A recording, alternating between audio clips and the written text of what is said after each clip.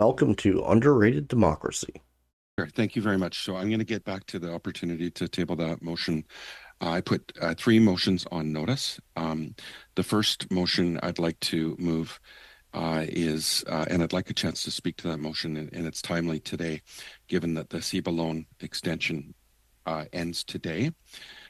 So this motion, I'm going to read it into the record, given that 900,000 small businesses in Canada risk closing because of the government's unwillingness to extend the Ceba repayment deadline, that the committee report the following to the House within the first 5 sitting days following the adoption of this motion, that it is in the opinion of the committee that the government should extend the loan repayment period, including the deadline for accessing partial loan forgiveness, for at least another year to ensure small businesses can continue supporting local economies and good paying jobs. Mr. Chair, if I could speak to the motion now. Yep, go ahead. I've started a speaking list. Go ahead. Okay, thank you. Well, first, Mr. Chair, this is the deadline. It is today that, we know that there's 200,000 loans at businesses that CFIB's identified that just can't pay the loan, that won't be able to meet the deadline today. These are businesses that close their doors to protect public health.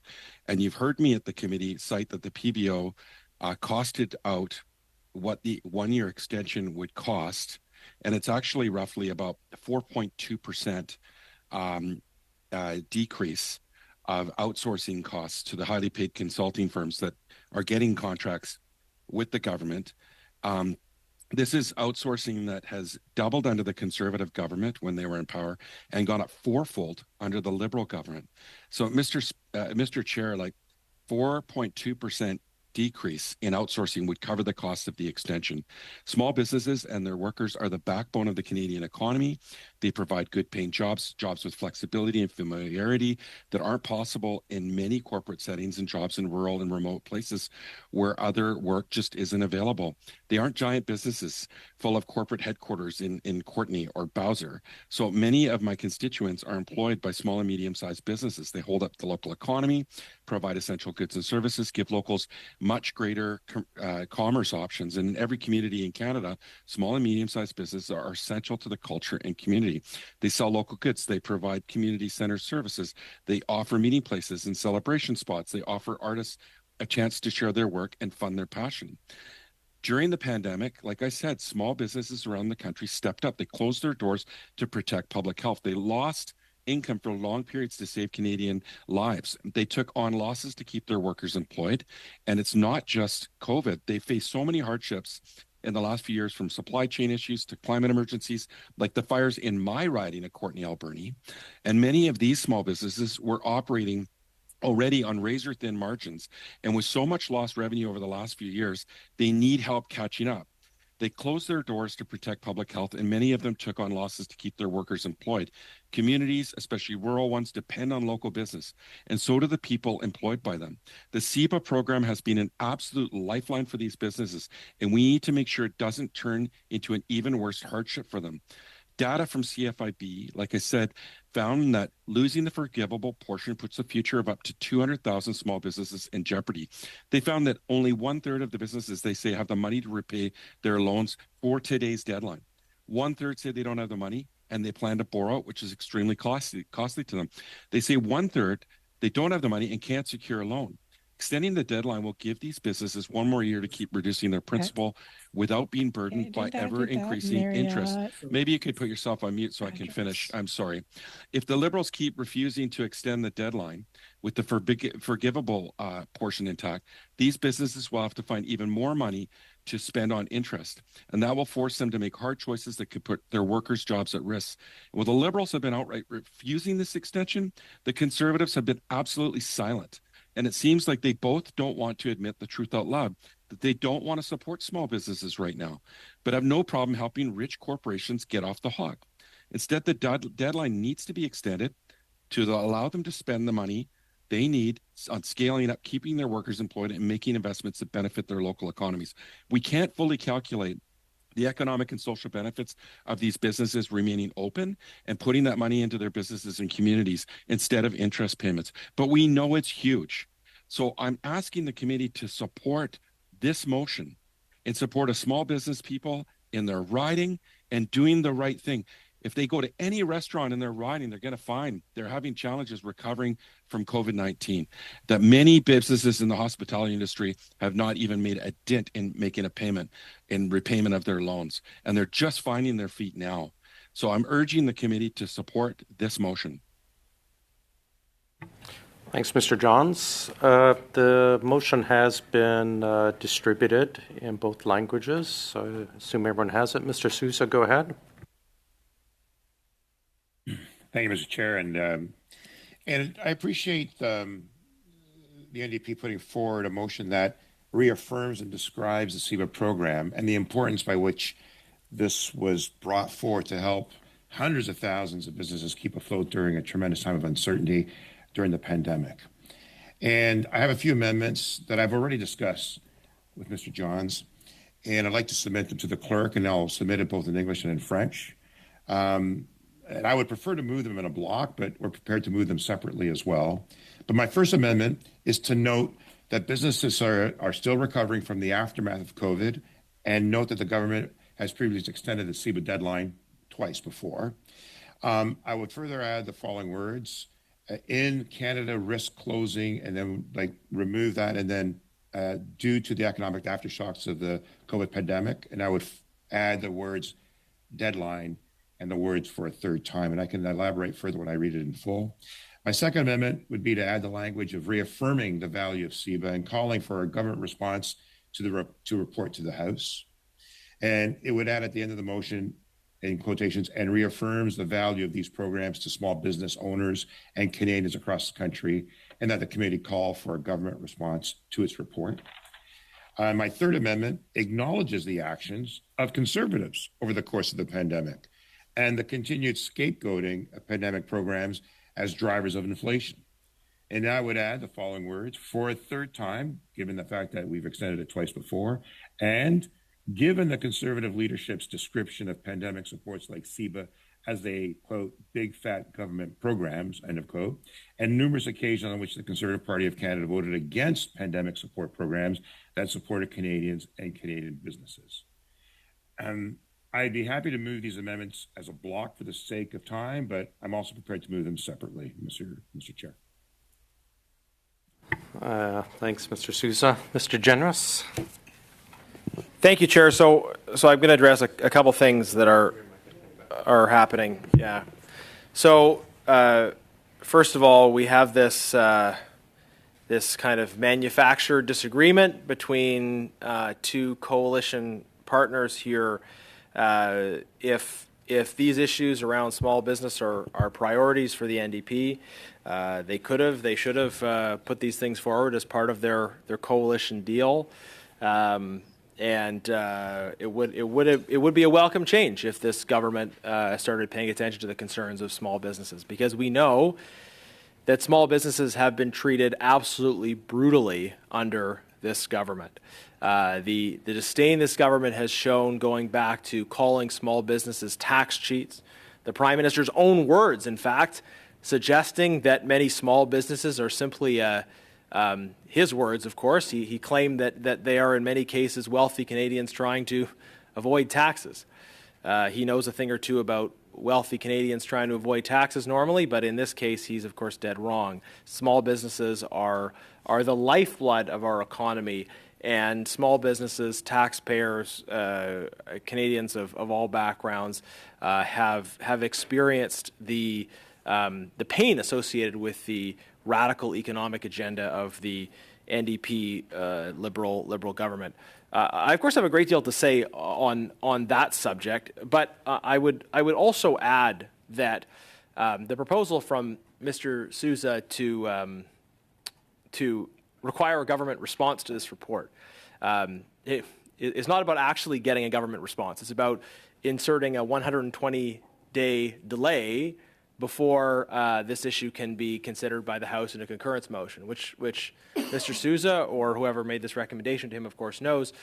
So the idea that there's some urgency, that we have to pass this today, well, this committee voting on this motion today is not going to impact the the timeline because look, if the government was going to extend it, the government would need to extend it. The government has, by all indication, chosen not to do it. This is not a government that listens to small business. The best we could hope for through this process would be that this would be reported to the House. The subsequent effect of it being reported to the House it wouldn't be reported to the House until substantially after the deadline, and then certainly if Mr. Sousa is successful with his amendment, the earliest time the House could pronounce itself on this matter would be months and months from now. And this is being done at a time that has limited, unfortunately, our ability to ask critical questions to very senior public servants who are, needless to say, under a cloud of significant suspicion. I'm happy to debate this government's economic agenda and how poorly they've treated small businesses, but we have an urgent matter related to the Arrive scam situation. An urgent matter that follows not only $54 million spent on an app and RCMP investigating some of the related contractors, middlemen receiving large amounts of money for no work, but senior public servants accusing each other of lying and apparent retaliation for testimony given at parliamentary committees. In that vein, Chair, I did want to just identify the fact that I think it is time, as part of these hearings, that we hear from ministers. I know I can't move a motion, and I don't think you need a motion for that, but I think significant questions have been raised in this discussion among public servants that need to be answered by ministers. So I hope you would choose at some point soon to invite the Minister of Public Safety, the Minister of Treasury Board, and the Minister for Procurement to appear before the committee and help us unravel some of the contradictions we've heard among senior public servants, and also find out to what extent they have been privy to the conversations around Arrivecan, but also some of the retaliatory actions taken against public servants. I also hope at some point we could also hear from the minister at the time, Mr. Mendicino. Chair, and I also I've been reflecting on this over the course of this hearing, and I'd also related to the issues around retaliation against public servants. I would like to raise a question of privilege, and this question of privilege. So you can advise me on the appropriate procedure around this, Chair.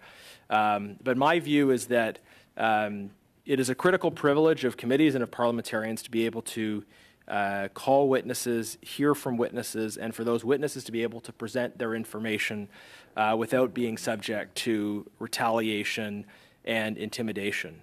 When witnesses are subject to retaliation and intimidation, it limits the rights and privileges of committees because it constrains our ability to actually hear and receive accurate and truthful testimony.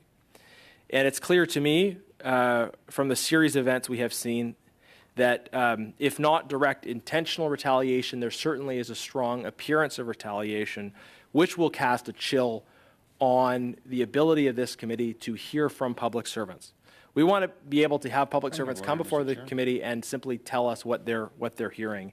And I think now that is going to be constrained as a result of the fact that senior public servants have retaliated against those that have given direct and frank testimony. So I think this is a matter that does touch on privilege of members of Parliament. So I wanted to put that on the record as well.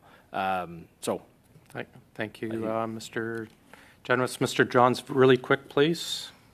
I think if Mr. Genuis is fine, I'm fine. Thanks. Mr. Genuis has raised a question of privilege. Privilege issues have to take precedence, and unfortunately it does adjourn the debate. We will take up this motion. Let me finish. We will take up this motion on the amendment by Mr. Sousa at our next meeting, but privilege issues have to take precedence. Sure, just point of order. I mean, if the matter of privilege is dealt with, then we can get back. Then we go back to it. Yeah. That's this is. Yeah. We will resume. Hopefully. Yeah, we'll resume it after on Mr. Sousa's amendment after we've dealt with the issue of privilege, which has to take precedence. Let me just finish, Mr. Johns, and I will go to you. But Mr. Genovese has raised a question of privilege. House of Commons Procedure and Practice, 3rd edition. Page 1060 prescribes my role as chair of the committee in entertaining question of privilege. I'm going to quote right from the book. Chair of a committee does not have the power to rule on questions of privilege. Only the speaker has that power. If a member wishes to raise a question of privilege during a committee meeting, or an incident arises in connection with the committee's proceedings that may constitute a breach of privilege, the committee chair allows the member to explain the situation, which I will do in a moment. The chair then determines whether the question raised, in fact, relates to parliamentary privilege. If the chair determines that the question does not relate to parliamentary privilege, the committee may then consider presenting a report on the question to the House. Mr. Genovese has referred to allegations of a campaign of retaliation and intimidation against the 2 individuals who have appeared as witnesses at our committee, Mr. McDonald and Mr. Utano, in connection with the evidence they've given to committee. Boston Gagnon, page 115, explain that, and I'm quoting from them. Just as prima facie cases of privilege have been found for the intimidation of members and their staff, the intimidation of a committee witness has also been found to be a prima facie breach of privilege. And to quote, I'm satisfied that Mr. Genovese has raised a matter which relates to parliamentary privilege, and accordingly I invite him to move the motion and speak on it. But before I do, I will suggest that we dismiss our witnesses, Ms. O'Gorman and Mr. Osowski, so that we can attend to this privilege issue. Witnesses, thank you for joining us again. Mr. Johns, I'll get you I will allow Mr. Genovese to address this, and then I will get to your point of order. Thank you, Chair. And just out of respect for the discussion that was going on previously, I hope we can deal with this issue quickly, but it is a very serious one. So I hope we can get some consensus. I would simply propose that we ask the chair to prepare a report which lays out the simple facts of the case and report it to the House. Thanks. I'll take a speaking list. I have Mr. Sousa, but we'll get to Mr. Johns, your point of order first. Well, my point of order, Mr. Chair, is that the Ceba loan extension deadline ends today. The member talked about urgency, but he's not talking about small businesses and the urgency they have. They're sweating it out. I had a constituent of mine call me crying yesterday about the deadline and the impact it's having on his mental, financial, physical, relationships, health. It's a matter of urgency. And I know the Conservatives do not support small business. Right, Mr. Johns, I'm going to interrupt you. I understand what you're saying. We will hopefully get back to the motion immediately if we can dispose of the point of privilege. But unfortunately, for this case, under our rules, the point of privilege and the issue around the intimidation of the witness has to take precedence. But the rules do state as soon as we can deal with this, and it's a very simple motion from Mr. Genovese, we will return immediately, hopefully today, because we do have resource continue for a bit longer on Mr. Sousa's amendment to your very important motion. And I do take note of the date of January 18th. Mr. Sousa, on the privilege motion? So we had the Ms. O'Gorman come forward requesting an in-camera opportunity to discuss these matters a bit more open. And now we have a situation where we've just sent her away. And it's interesting that we want privilege when, in fact, it was broken when she was prepared to appear to discuss this matter. I'm a bit concerned now that we are, in fact, manipulating and prejudicing the integrity of the investigation. And I think it's unfortunate that these procedures are taking place. We have motions before the House. The fact that something is taking precedent over the others is a bit confusing, I think, for all that are watching and trying to understand, because some of the urgencies that's being brought forward. I need clarity as to what is taking place here, why we let go of someone who is appearing before us at the request of the committee, and we didn't finish off that discussion, why we're now putting forward something that may provide that may very well hurt the integrity of the investigation and jeopardizes the procedure, and why we're not giving Mr. Johns the respect he's requesting in respect to his amendment that he put forward prior to Mr. Genuis, and the amendments that I put forward as well, Mr. Chair. Thanks, Mr. Johns. Go ahead, then Mr. Genuis. Well, I would say this, that we just spent an hour and 57 minutes asking questions of witnesses here today at this committee at an emergency meeting on a constituency week. Okay? It's not like we're not giving this issue a priority. We are giving it a priority. We met yesterday, another day where meetings weren't scheduled on a constituency week. I have 31 communities in my riding. I'm missing events all over my riding because this issue is an emergency. When I bring forward another emergency with the deadline of today that impacts 200,000 businesses across this country, and the Conservatives want to play games, like that's exactly what's going on here. So I would move that we call a vote on the motion of privilege. We can get to that after we finish our speaking list. Mr. Genuis.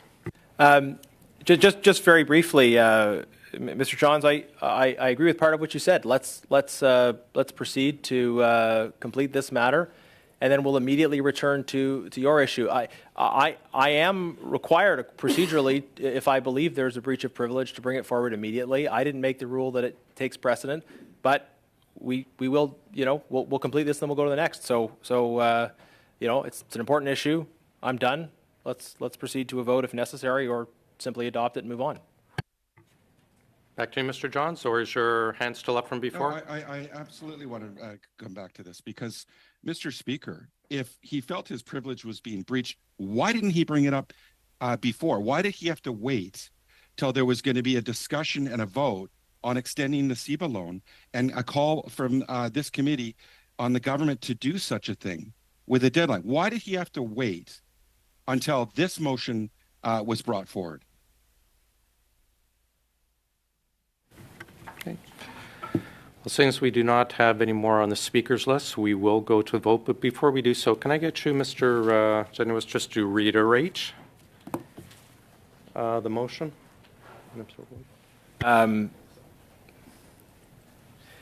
Yes, I will, Chair. I just out of respect for one colleague has stepped out of the room, maybe for brief. I'm not. Anyways, I think. Okay. Not one of ours, but anyways. Okay. So the motion I have is I move that we ask the chair to prepare a report which lays out the simple facts of the case and report it to the House. Great. We'll proceed to the vote. Go to Mr. Clerk. Yeah.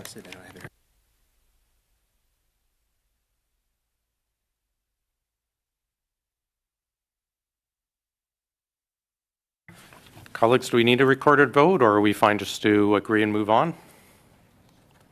Recorded vote, please. There we go.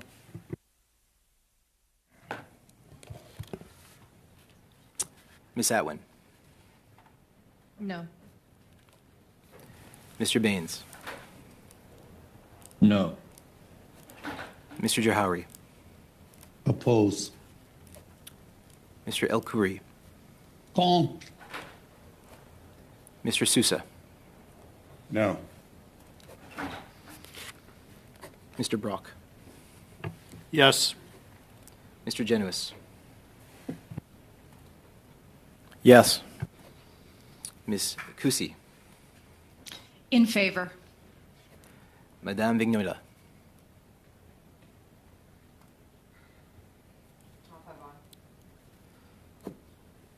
Mr. Johns. No. It's 4 yeas, 6 nays. Defeated. Okay, that is defeated. We are returning to Mr. Johns' motion with Mr. Sousa's amendments. I think Mr. Johns, I see your hand. We'll start a speaking list. We have resources probably for about another 15 minutes. Chair, just a point of order. Can you help advise me on the procedural aspect of this? So we've raised an issue of privilege. The committee has defeated a privilege motion. Does that effectively kill consideration of the privilege issue, or does that open the door for an alternate privilege motion to be raised? I'm a bit perplexed by this in that we do have an issue clearly where the privileges of members are under threat, and we would have easily moved on to the other item if we had been able to adopt a privilege motion of some sort. But the defeat of it leaves me wondering if we have any alternative remedy available to us, or if that's simply inferred to be the will of the committee to, the will of the two parties who voted against it to essentially shut down this issue. Let's suspend for a few seconds. I will confer with our clerk, and I will advise.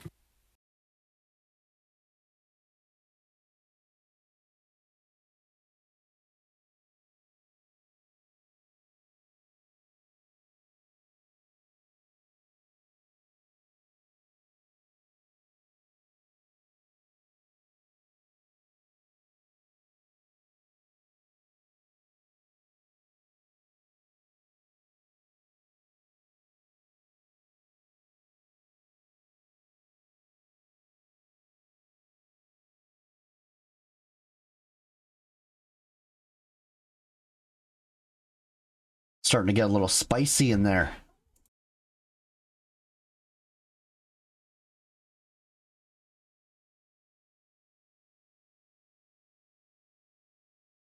You know, they wouldn't have to put forward that motion if the government did what he was supposed to do and helped these people with their Ceba anyway. They could have extended it all on their own, but now they're trying to push it on to, like, the conservatives are the ones that are stopping it. But it's not the conservatives' job to deal with that.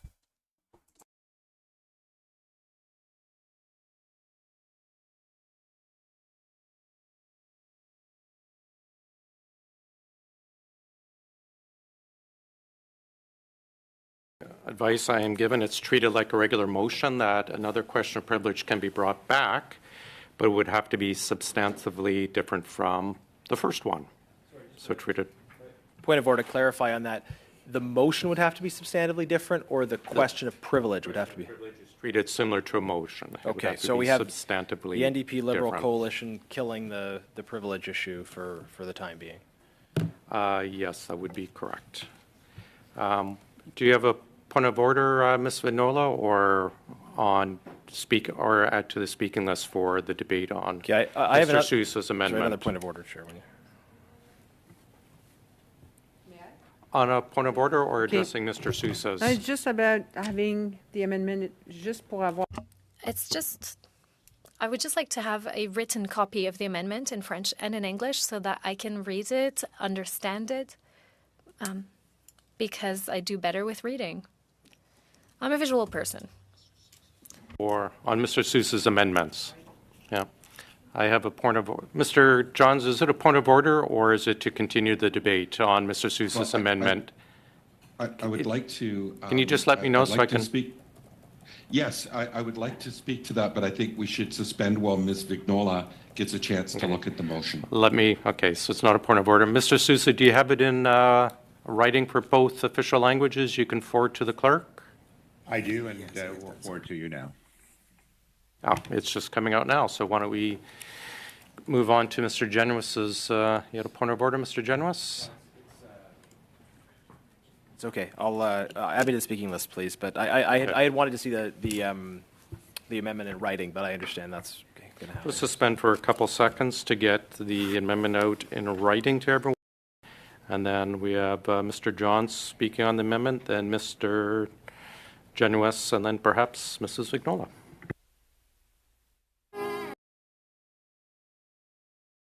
Yeah, that's exactly what they're trying to do. So this is supposed to be a thing about the Arrivecan. That's why this meeting is here. But the other guys are trying to bring up this Ceba loan thing. But what they're trying to do is pin it on the conservatives so they can go out and say, well, we might have got this issue dealt with, except that the conservatives stopped it in committee. Meanwhile, this committee, they're like right now, this meeting is not supposed to be about that.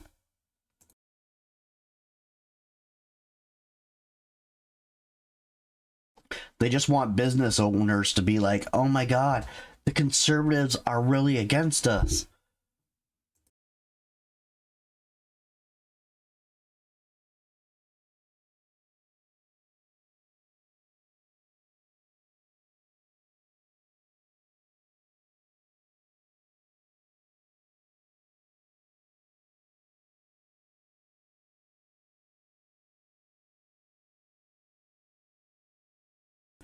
Yeah, it's all a runaround. These guys think people are stupid, like they can't catch on to the fact that that's what they're trying to do. It's just pull the wool over your eyes.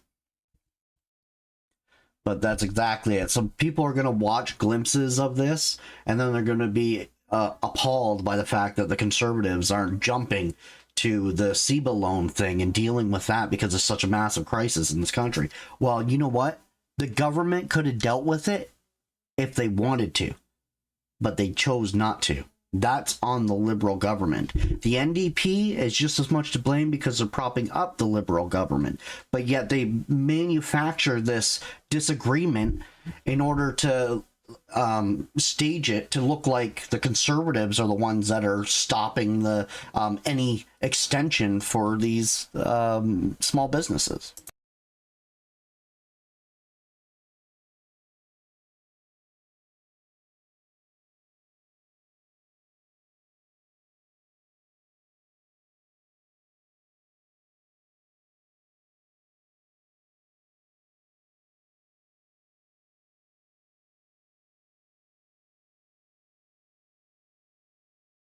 Now, I would not be surprised in a day or so that you see some headline or something somewhere that says the Conservatives are the reason why nobody got extensions for their small business loans.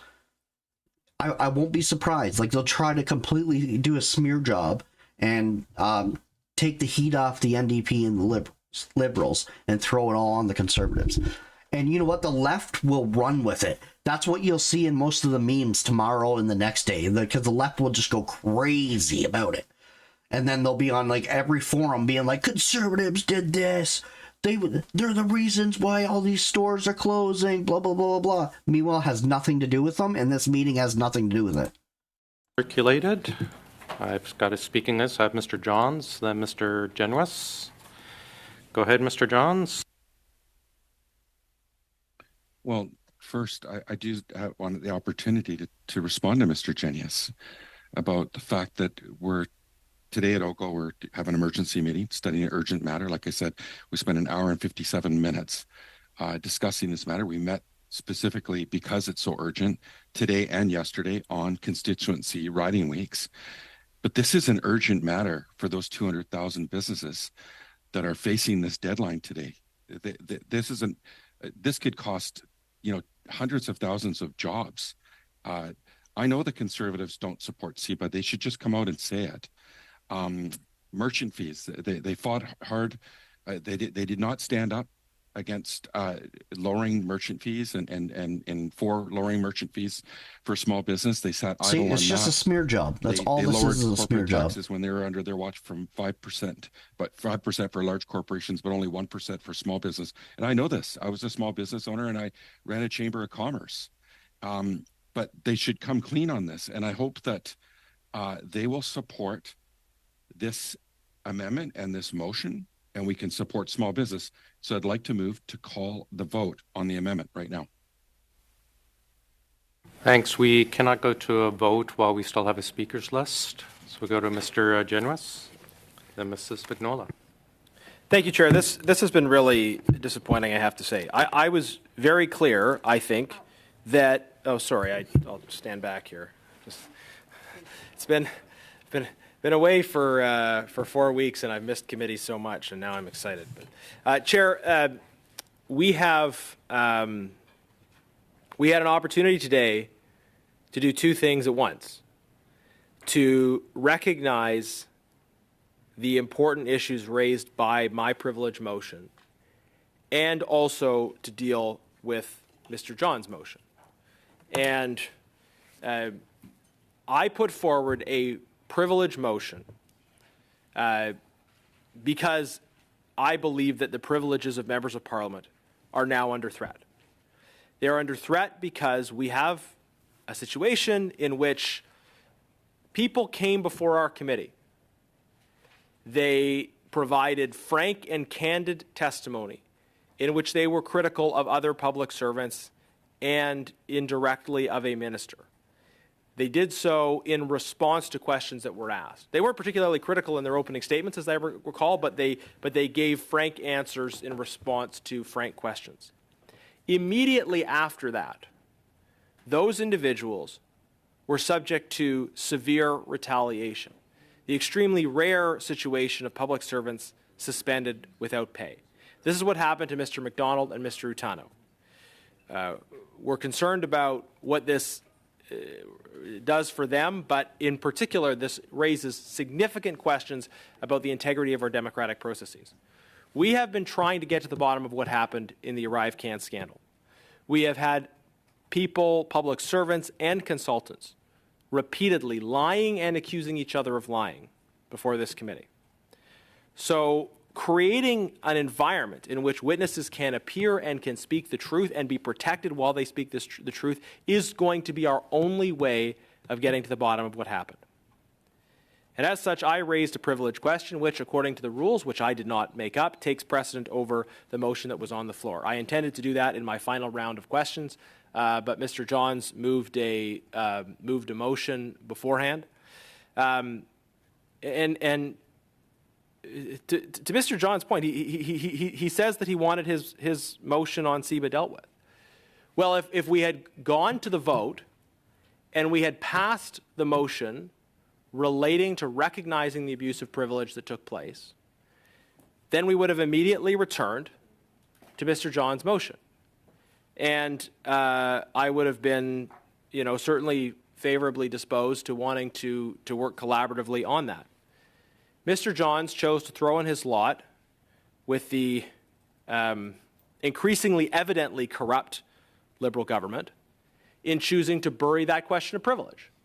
And Liberals and New Democrats voted together to kill that question of privilege, which means we will not be able to proceed, at least on that particular question of privilege, and address this issue moving forward. Now, that's gravely concerning to me, that we have Liberals and New Democrats trying to bury this issue of retaliation against public servants who speak out.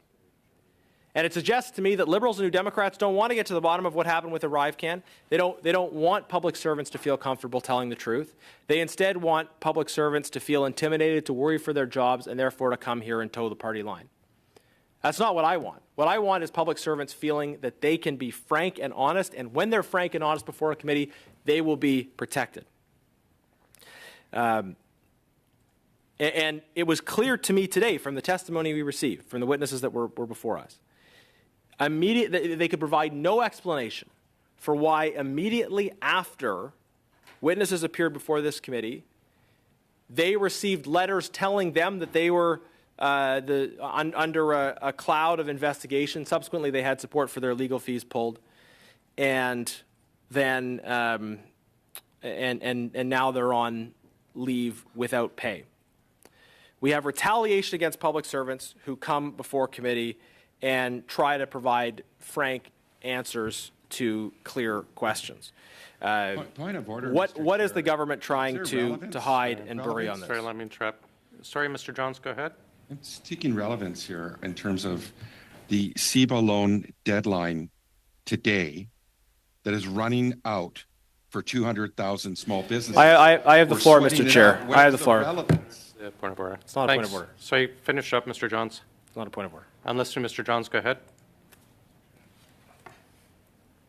We could have done Yeah, both. okay. Is it my turn to speak, or are we? Well, no. We could have done both. Are you It's finished not your with- turn to sorry, speak. It's a Mr. point of Genuis, order, which is a please. matter dealing with Mr. order. Genuis, please. Are you finished with the point of order, Mr. John? Sorry, there's a bit of Yes. conflicting. Thanks. I think you got. I appreciate. I Yeah, think I you can appreciate understand your my point of perspective. order. We always allow wide latitude for relevance. Mr. Genuis, continue. Well, thank you, Chair. Now, if this was about a sincere attempt to address both issues, we could have addressed both issues, right? I would have been happy to work with Mr. Johns to adopt an agreeable privilege motion, and then to then to work on a motion that addresses the very serious issues that he's raised with respect to Ceba. Now, instead, we have before us this, this nonsense Liberal amendment that is designed at inserting explicit political attacks into the text of a committee motion. Now, this is obviously ridiculous. Liberals would no doubt much rather be throwing nonsense attacks at the Conservative leader than doing the hard work of governing the country, or than helping us get to the bottom of what happened in Arrivecan. And unfortunately, Mr. Johns is playing into their hands here. I would prefer if we adopt the privilege motion and killed these silly amendments from Mr. Sousa. Great. Let me And interrupt. then we Mr. can. Let me interrupt, Mr. Generous. Point of order. Go ahead, Mr. Johns. Mr. Chair, the Conservatives went for the throat with Mr. Utano and Mr. McDonald, and today they're saying they're here to protect Mr. Utano. This is debate. What's your point of order, Mr. Johns? Debate. Well, I mean, he's talking about point of privilege, but like seriously, you can't make this stuff up. Anyways, that's my point of. Yeah, that's not a point of order, but I appreciate your comments. Continue, Mr. Generous. Chair, I will, although it wasn't a point of order, I will respond to the implication of what Mr. John said. Conservatives on this committee are committed to getting to the truth and to establishing the conditions in which witnesses can come and deliver frank testimony, in which hopefully they deliver honest testimony, in which they can be asked, yes, hard and tough questions. And I think Conservatives have asked tough questions of every witness that's appeared before this committee.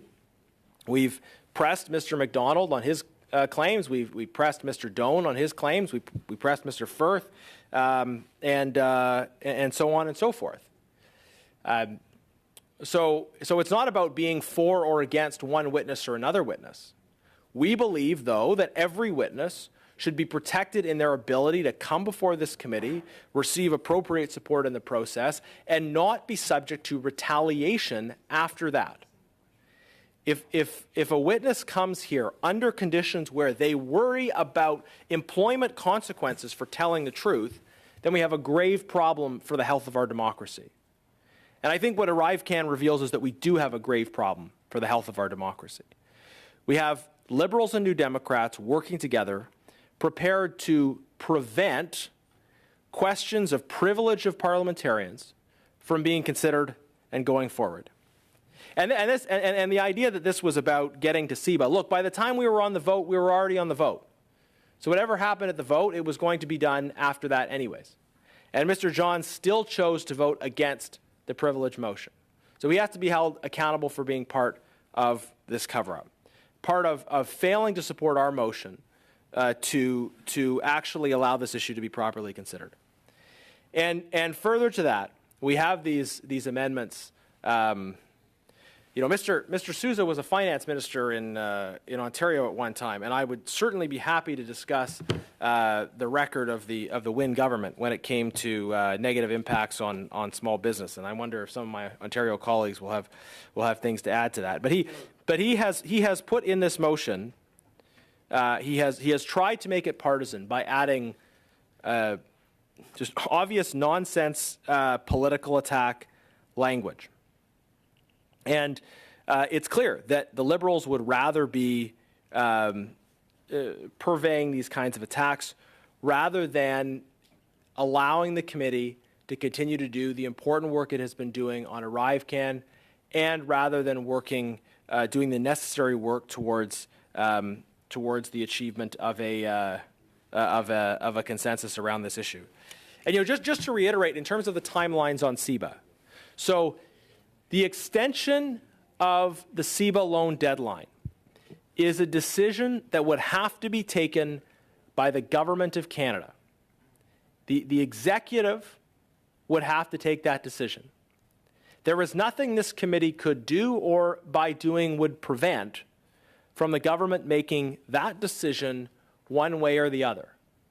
So small businesses who are concerned about any aspect of the agenda of this government, including regarding the Ceba extension, need to know that it is the Liberal government that is responsible for setting and maintaining this deadline. And it is a Liberal government supported through a coalition agreement with the NDP. So if Mr. Johns wants to be up on a high horse and saying we need things for small business, the Liberals are ignoring small business, well, he needs to go talk to his leader and his House leader, and he needs to ask them why they continue to give the Liberals a blank check. Why the NDP are so terrified of facing voters that they will give Liberals a blank check. Because that's what this really comes down to. Mr. Johns can say all he wants about motions at committee, but it is a decision of the executive regarding granting the extension. And whether the executive will grant this extension or not depends only on the House insofar as the House decides whether or not it has confidence in the executive. Now, our position is clear as it relates to confidence. We do not have confidence in this government. We have voted non-confidence, I think more or less at every opportunity we've had. We did it hundreds of times in the fall. And our position is clear. We do not have confidence in this government. We think Canada needs a new government. The NDP have a different position. The NDP have confidence in the government, and they repeatedly vote confidence in the government, in spite of their crocodile tears over the impacts of this government's policies on small businesses. So I would challenge the NDP, if they are serious about wanting to do something for small business, then join us in expressing non-confidence in the worst government small businesses have ever had to deal with. Again, anybody that is concerned about the impact of this government's policies on small business should join us in voting non-confidence in a government that has been worse for small business than any government in Canadian history. The NDP will not do that. Instead, to try to cover for their Mr. Generous, I'm going to failures. interrupt. Unfortunately, we are past our time and we are out of resources. I am adjourning. No, Mr. Speaker, point of order.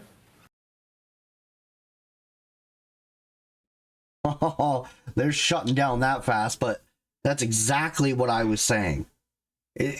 That's all the Liberal and the NDP want, is because the Conservatives are high in the polls right now. They need something to get out into the public to make the Conservatives look bad. So they're boshing this meeting, meanwhile has nothing to do with them, to try to get some sort of crap on the Liberal Party. Or on the Conservative Party, sorry. It's a bunch of bull is all it is. It's just pure bull. Meanwhile, the Conservatives and that committee can't do anything. There's nothing they can do. If that problem is Justin Trudeau's, and it has been from the beginning. Only they can make that decision.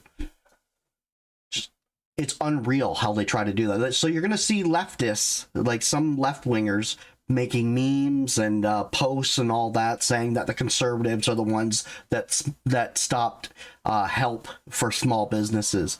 But you've seen it here. It's a bunch of bull. That's not how it went down. It's these guys are just trying to stonewall the committee. Like, one, the Liberals put in amendments knowing that that's going to stop the committee from being able to go further in what they're doing.